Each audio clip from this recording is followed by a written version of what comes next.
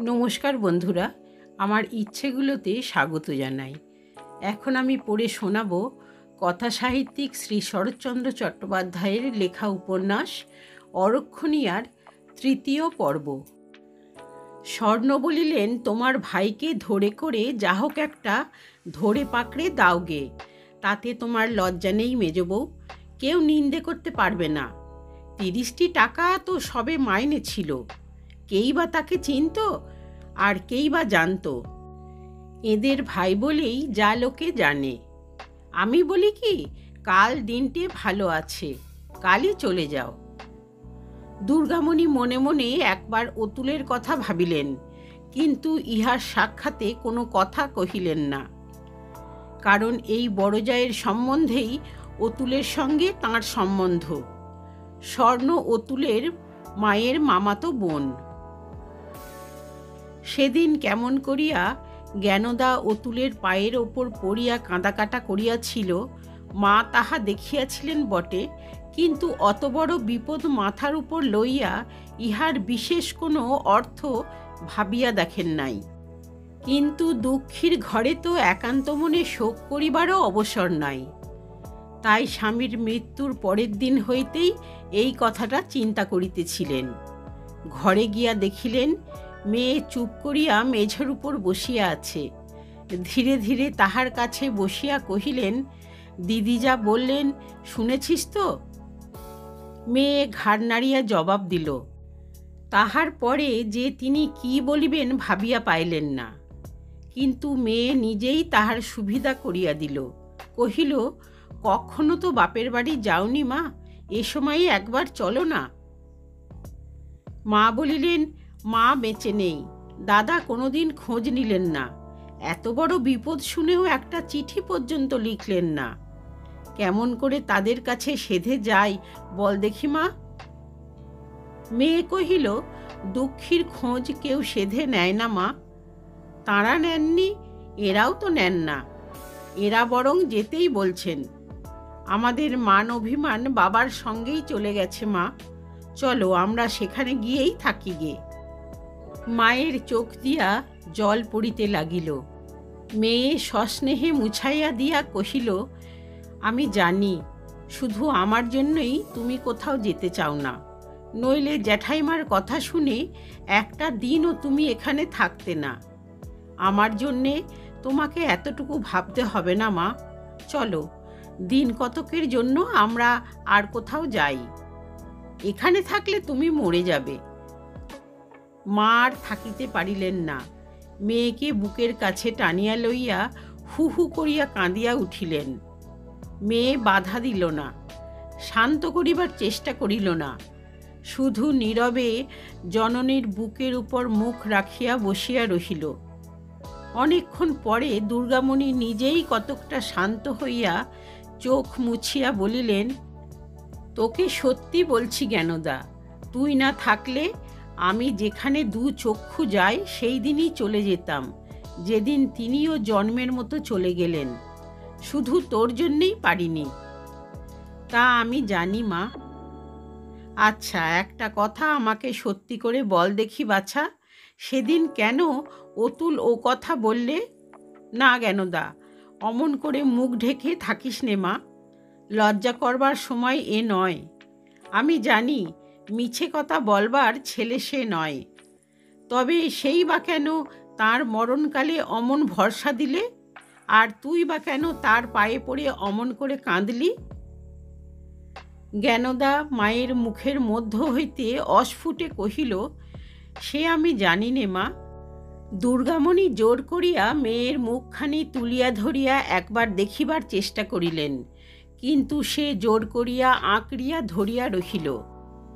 বিফলকাম হইয়া তিনি পুনরায় কহিলেন, তোমার বাবা বেঁচে থাকতে আমার কখনো কিছু মনে হয়নি বটে, কিন্তু সেই দিন থেকে ভেবে ভেবে এখন যেন অনেক কথাই বুঝতে পারি।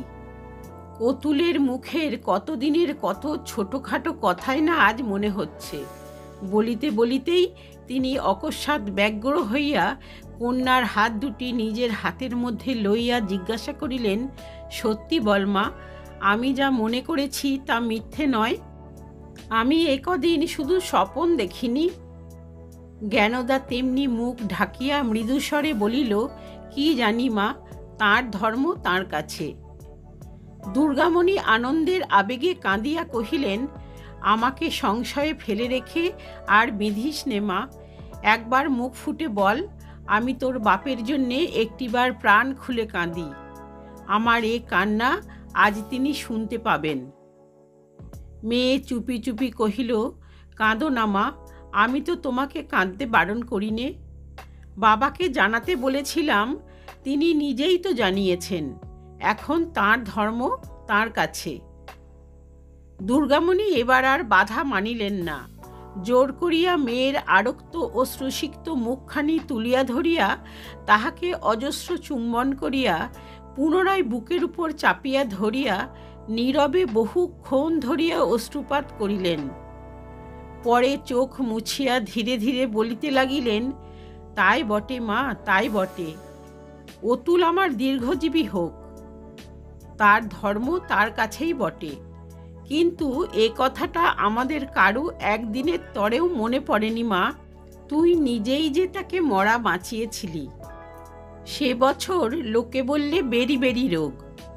তা সে যে রোগই হোক, ফুলে ফেটে ঘা হয়ে আগে তার মা, তারপরে অতুল। অতুলের তো কোনো আশাই ছিল না। পচা গন্ধে ভয়ে কেউ যখন তাদের ওদিকে মারাতো না, তখন এতটুকু মেয়ে হয়ে তুই যমের সঙ্গে দিবারাত্রি লড়াই করে তাকে ফিরিয়ে এনেছিলি। সে ধর্ম সে কি না রেখে পারে?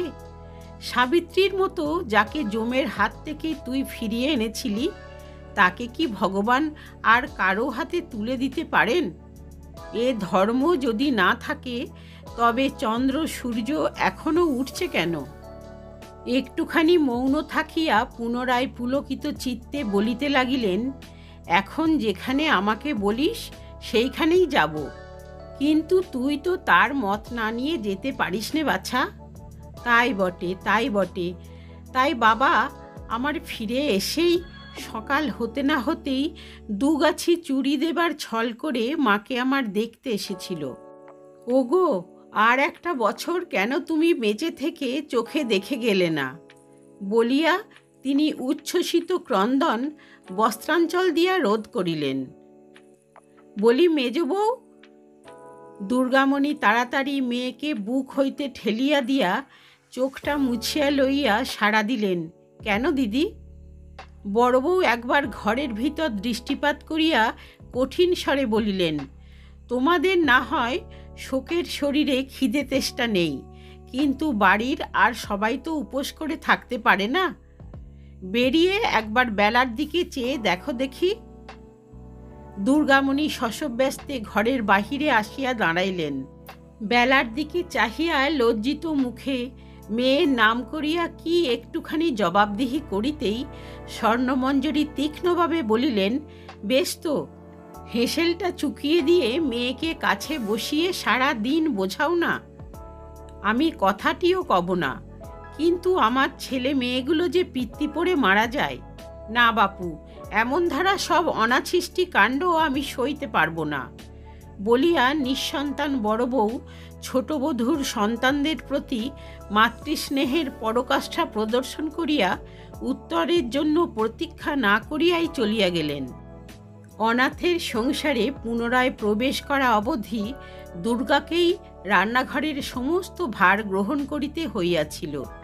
তাহাতে বড় বউ এবং ছোট বউ উভয়েই সমস্ত দিনব্যাপী ছুটি পাইয়া একজন পাড়া বেড়াইয়া এবং খরচপত্র অত্যন্ত বেশি হইতেছে বলিয়া কোন্দল করিয়া এবং আর একজন ঘুমাইয়া নোভেল পড়িয়া গল্প করিয়া দিন কাটাইতেছিলেন। অনাথ 8:30টার ডেলি প্যাসেঞ্জার।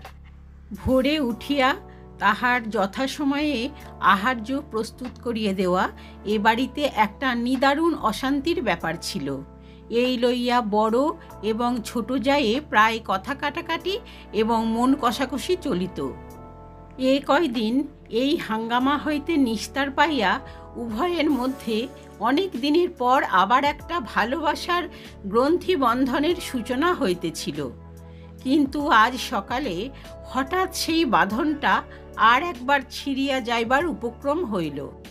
তাহার কারণ এই যে বেলা 7টা বাজে এবং ঝি আসিয়া সদ্য নিদ্রোত্থিত ছোট বধূকে জানাইল যে কয়লার উনানের আঁচ উঠিয়া গিয়াছে, একটু তৎপর হইয়া রান্না চাপাইয়া দেওয়া আবশ্যক। ছোট বউ বিরক্ত হইয়া জিজ্ঞাসা করিল, কেন, মেজদি কি করছে? বেলা 7টা বাজে, আজ বুঝি তার সে হুঁশ নেই? ঝি কহিল, হুঁশ কেন থাকবে না গা? ভোরে উঠে মায়ে ঝিয়ে জিনিসপত্র গোছ গাছ বাঁধা ছাঁদা করছে। এই 8টার গাড়িতে হরিপাল না কোথায় যাবে যে? ছোট বউয়ের কালকের কথা মনে পড়িল, কিন্তু কিছুমাত্র প্রসন্ন না হইয়া চেঁচাইয়া কহিল, যাবে বললেই যাবে নাকি? বাবুর হুকুম নিয়েছে? দিদিকে জানিয়েছে? ঝি কহিল, বাবুর কথা জানি নে ছোট বৌমা, কিন্তু বড়মা তো নিজেই তাদের আজ যেতে বলেছিল। তবে তাকেই বলগে 8:30টার ভাত দিতে, আমি জানি নে বলিয়া ছোট বউ ক্রোধে অগ্নিমূর্তি হইয়া খানিকটা গুল গুঁড়োনো ঠোঁটের ভিতর পুড়িয়া গামছাটা কাঁধে ফেলিয়া খিড়কির দিকে হনহন করিয়া চলিয়া গেল। ঝি বলিল, থাকলে তো বলবো, তিনি গেছেন গঙ্গা চান করতে বলিয়া সে নিজের কাজে চলিয়া গেল। ছোট বউকে ফিরিতে হইল, কারণ অফিসের সাহেব তাহার রাগের মর্যাদা বুঝিবে না। হয় যা হোক 2টা সেদ্ধ করিয়া দিতেই হইবে, না হয় স্বামীকে ঠিক সময়ে অভুক্তই যাইতে হইবে। 2টার একটা অপরিহার্য। ছোট বউ ফিরিয়া আসিয়া দুর্গামণির দরজার সম্মুখে দাঁড়াইয়া তীক্ষ্ণ কণ্ঠে কহিল, যাবেই তো, কিন্তু এমন খোলমি করে না গেলে কি হতো না মেজদি? এই অভাবনীয় আক্রমণে দুর্গামণি অবাক হইয়া গেলেন। ছোট বউ কহিল, আমরা কেউ জানি নে, তোমরা সকালেই যাবে। তিনি গেছেন গঙ্গা নাইতে, আমি তো এই উঠছি, টাইমের ভাত কি করে দিই বলো দেখি? প্রাতপ্যের নাম হই মাসিমারা বলিয়া অতুল বারান্দায় আসিয়া দাঁড়াইল।